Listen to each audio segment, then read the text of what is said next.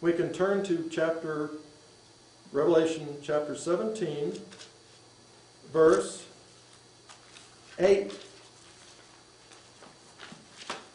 John says, "The beast that thou sawest was." Remember, John saw the church slaughtering and killing all those people, and he saw a scarlet-covered beast that was. Now, that word "was" is a past tense word, and it means at some point in time that it came to an end. We've already described that beasts are political powers, and that this political power, the scarlet-covered beast, is represented by the political power of the papacy. But it says it was. That means past tense to when John is seeing the vision. In other words, John's seeing the vision, and the angel says, what you just saw back here was. When in history do we see the end of the political power of the Roman Catholic political system, the papacy? When did that occur in history? Napoleon Bonaparte hates the church. He's an atheist. He sets out to conquer Europe. And in the year 1798, on February 10, he sends a letter to his General Berthier. And he says, "Capture Pius VI, remove him from Rome. Politically, this church is dead." And he shocked and stunned the world. So 1798 goes down as a key date in history when the political power of the Roman Catholic Church system, the papacy, came to a dead end. John says, "and is not." In other words, the second phase of the church is not. It has lost its control over the kings of the earth. No longer does it control them as it did previous to 1798. You can't tell a king to stand out in the snow any longer. "And they that dwell upon the earth shall wonder whose names were not written in the book of life from the foundation of the world, when they behold the beast that was, is not, and yet is." What John is seeing is the Dark Ages as was, ending in 1798 when Napoleon put a stop to it by decree. He's seeing the is not after 1798 when the papacy no longer controls the political power of the church, of the kings of the earth. In other words, it does not have the power to tell a king to go jump into the snow. It can't tell him what to do. It's restraint. And yet is. The yet is when he goes into perdition and is destroyed. During the time of the yet is, we see the second coming of Christ coming and destroying the son of perdition. So what we need to do is we need to go to the Vatican and look at the Vatican and its structure. The Vatican is a monarchy. Like England, we have King Henry VIII. Well, the Vatican is a monarchy. We have 79 names in church history. Pius, Leo, Gregory, these kind of names. They put number counts beside the names to designate how many individual leaders use that specific name.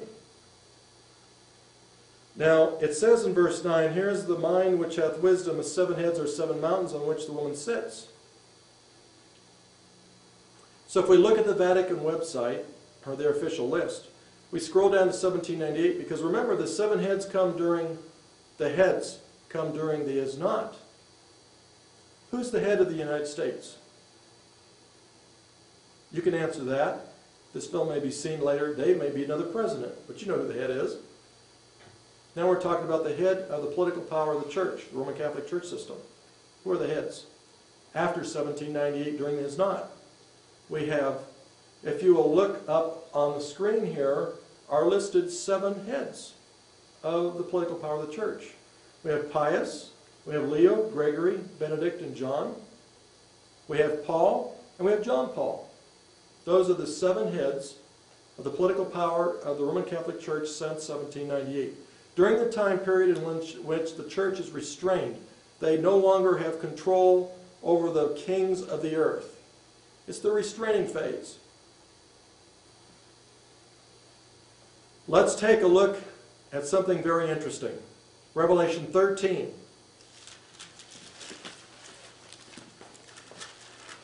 Verse 18.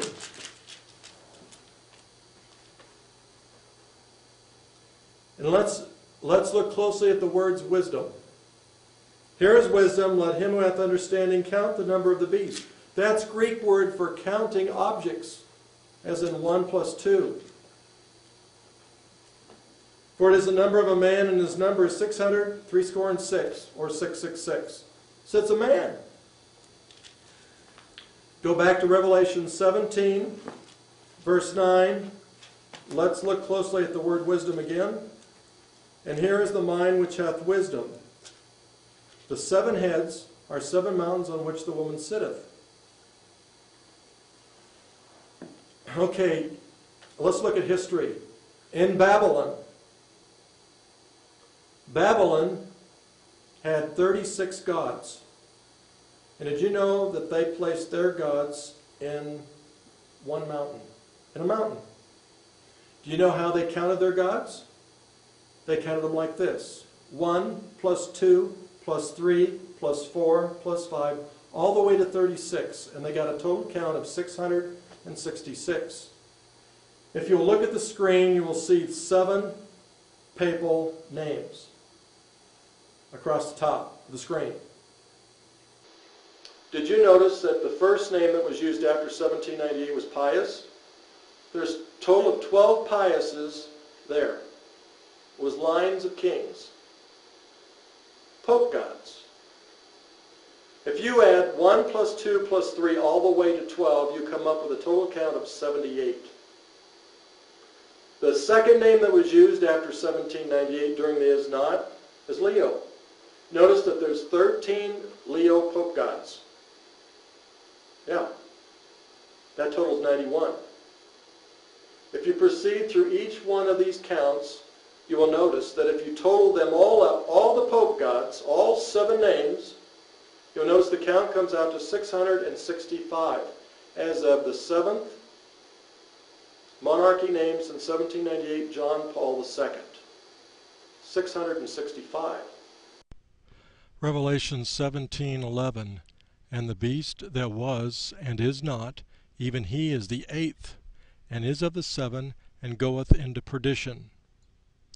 And is of the 7 is a Greek meaning a primary preposition denoting origin, the point whence motion or action proceeds. The Pope after John Paul II will begin his reign with one of the 7 papal names we know now as Benedict. When the beast returns defined as the Church and the State combined in a legally authorized war on God's people, when the Church combines with the State, Benedict will change to an 8th new papal name to reflect his new power status in the world. New papal names make a count of 1 plus 665 equals 666. Now, it doesn't take a rocket scientist to understand how to get a count of 1. To get a count of 1, you have to have a brand new name. All brand new names make a count of 1. So what am I saying here? We're currently on the 7th name, John Paul II. The count stands at 665. We have 1 more to go. It'll be a brand new name. It'll be a count of 1. It will complete the count of 666. He will be the 8th. He will be the yet is. He will be the son of perdition that's destroyed at the second coming of Christ. Now what am I saying? This is what I'm saying. I am saying this, that the next pope that's elected after John Paul II will be 666 man. He will be the 8th. He'll be the son of perdition. He'll be destroyed by the second coming of Christ. That's what I'm saying. This prophecy is showing. You'll say, wow. Did you know that all the cardinals that are to replace John Paul II are now in their 70s? Now what does that tell you and I? It says he goes into perdition. He's destroyed. He never lives out his full lifespan. Does that not tell you how close we are to the second coming of Christ?